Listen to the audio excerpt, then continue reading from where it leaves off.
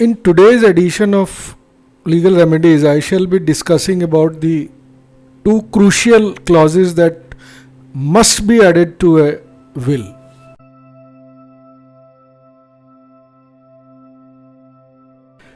A well-written will does help reduce any instance of disputes between the successors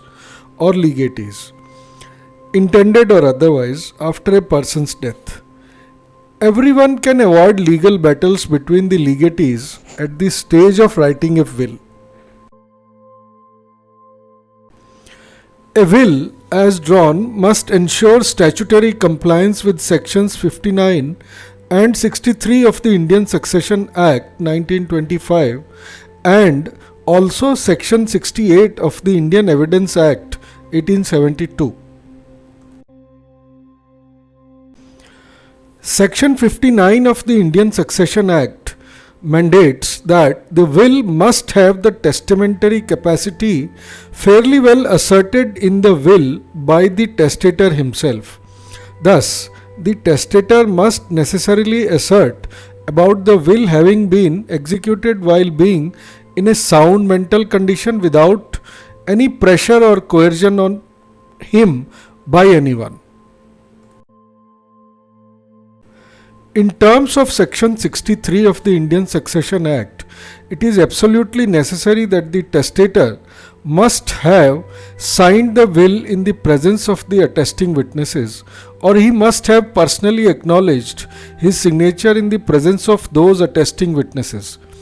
Therefore, the will shall be complete only by way of two attesting witnesses having seen the testator sign,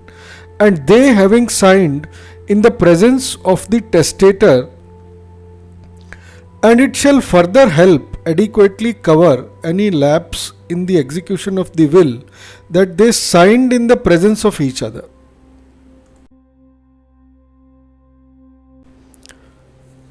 Above all, in order to prove the execution of will in accordance with the provisions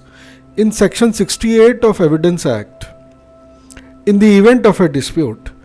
at least one of the attesting witnesses, if alive and capable of giving evidence, may be called in to appear in the witness box for the purposes of proving its execution, subject of course to the process of court.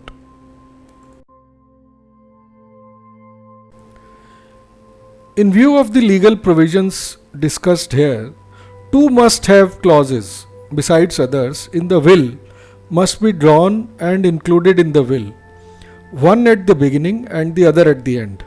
as appearing on the instant and the next screens that you will see and I read here. 1. I am executing this will of my own accord while being in sound mental condition and in exercise of my free will with full command and control of all my senses and faculties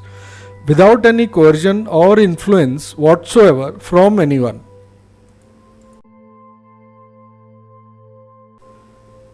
2. In witness whereof I have signed this will of mine on the day, month and the year first written above in the presence of witnesses who, at my request and in my presence and in the presence of each other, have put their respective hands and signatures to this document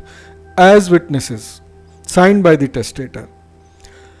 Signed by the above named testator, name to be mentioned in the final document, in our presence at the same time, and each of us has, in the presence of the testator